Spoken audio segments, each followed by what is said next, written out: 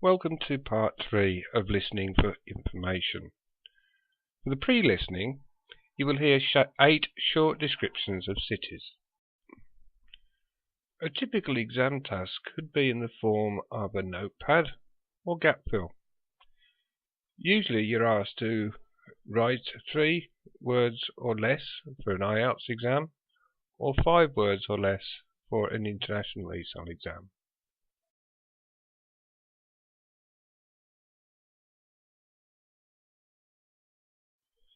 You will hear a short description of 8 cities.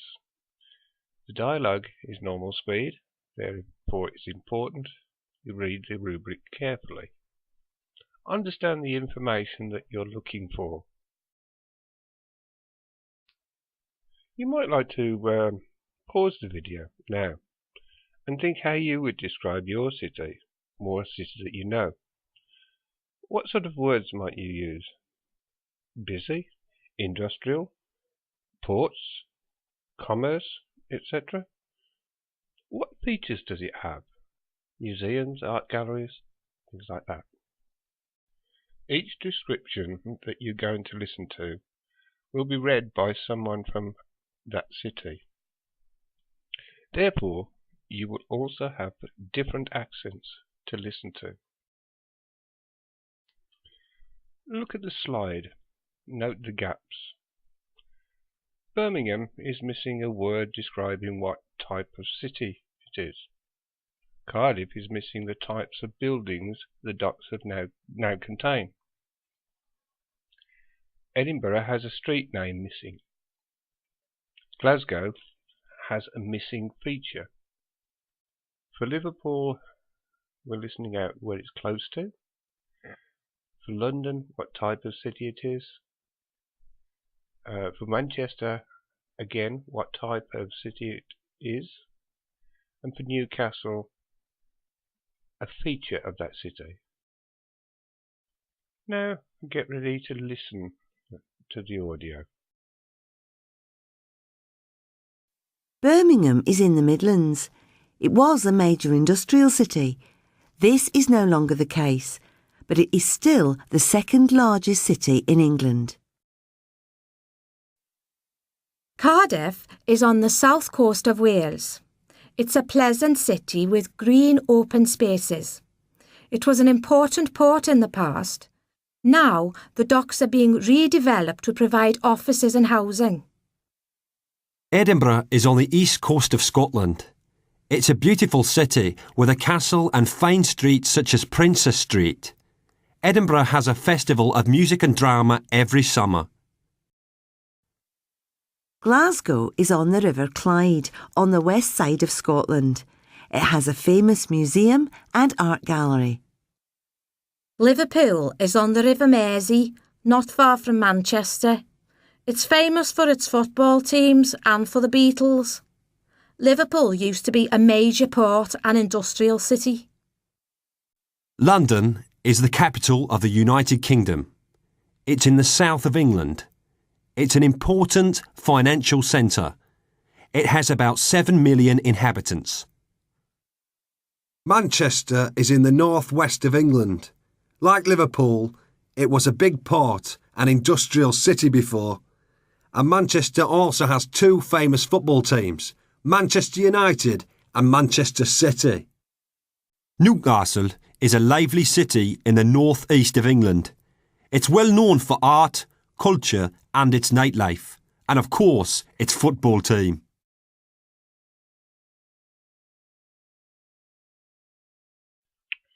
Right, how did you do?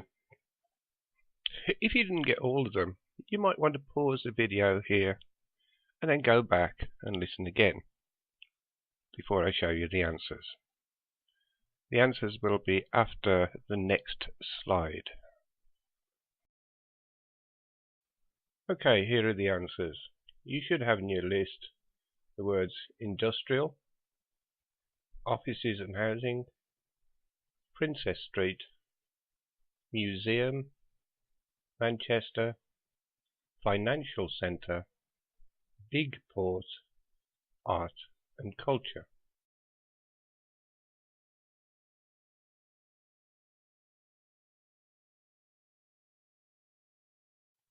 most of you only want to know, did I pass?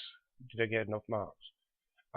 So, with an exercise like this, there's 8 questions or 8 answers that you need. You would only need 5 to get a pass mark on average for this. So, you can judge for yourself if you need more practice with listening. So a quick recap of the techniques that we've used in videos 1, 2 and this one 3. Use the same technique for all listening tasks. Read the question carefully. Use the text clues such as times, places and features and descriptions to identify what you need to listen for. Use any visual clues, could be pictures or the text itself. Use any background noise clues so that you can put yourself in the position or the place that the people are talking about.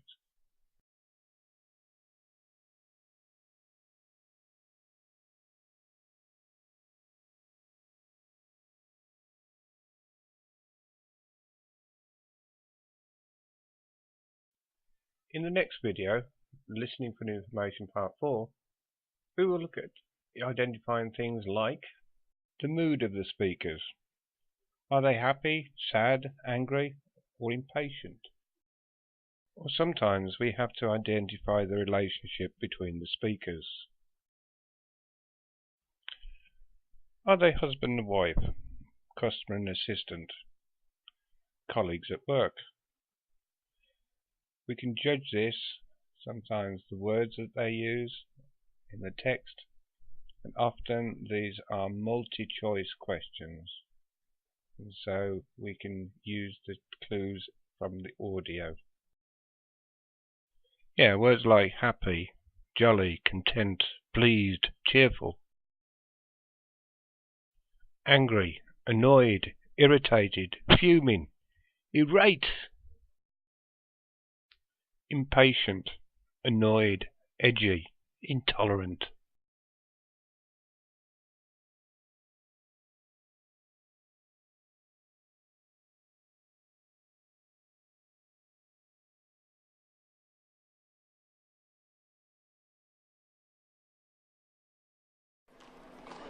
Good morning. Can I help you? Can I have some onions, please? How many do you want? Oh, about 1 kilo, please.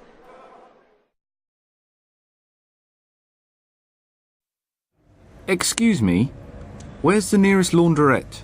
It's in New Road. Thanks.